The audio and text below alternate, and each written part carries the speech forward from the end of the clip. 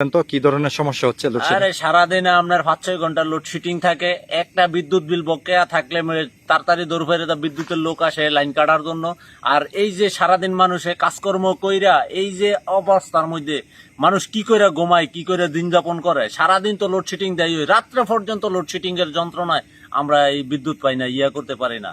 এই লোডশেডিং কি রাত্রে কি সারা রাতে চলে? এই লোডশেডিং রাত্রে কতক্ষণ পরে পরে ঘন্টার ঘন্টা 1 ঘন্টা 1.5 ঘন্টা 2 ঘন্টা করে লোডশেডিং এ ফালাইয়া দেয়। আগে তো 1 ঘন্টা ছিল, এখন কয় ঘন্টা করে load এখন shedding? ম্যাক্সিমাম 1.5 ঘন্টা, 2 ঘন্টা লোডশেডিং মারে।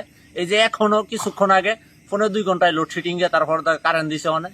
তাহলে এই যে লোডশেডিং দিচ্ছে, আপনারা সারাদিন পরিশ্রম করার পরে রাত্রে যদি না ঘুমাইতে পারেন তাহলে দিনের বেলা সমস্যা হচ্ছে তো অবশ্যই। দিনের বেলা সমস্যা মানে বাচ্চা কাচ্চা ফ্যামিলি নিয়ে সারা দিনই সমস্যা।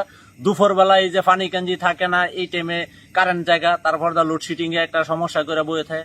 তারপর মোটর চালাইতে পারি না, কোনো এই পানি কাঞ্জি নিতে পারি না।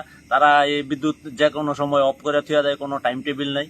তাহলে বিদ্যুৎ কর্তৃপক্ষের কাছে আপনার দাবি কি, যে এই লোডশেডিং কমানোর বিষয়ে? এই লোডশেডিং কমাক, দিনের বেলা যতটুক এই লোডশেডিং দিতে পারে দেখ, কিন্তু রাত্রের বেলা যাতে লোডশেডিং না থাকে। আর দুপুর বেলা মানে 1-1.5 ঘন্টা কারেন্ট দিতে হইব, যাতে মানুষের পানি কাঞ্জি বা এটা সবকিছু করণ যায়, মোটরের সামা টামা পানি নেওয়ার জন্য বা কন্ট্রোল করার জন্য। আর সারাদিন পরিশ্রম করার পরে রাত্রে অন্তত যেহেতু লোডশেডিংটা একটু কম দেয়, এই ধরনের কোনো দাবি? জি, এই ধরনের দাবি হইলো রাত্রে যাতে আমাদের এই বিদ্যুতের ঘাটতিটা কম থাকে, যেন আমরা 10টার পরে তেনে সারা রাত্র আমরা সুন্দর মতো বিদ্যুৎ পাই।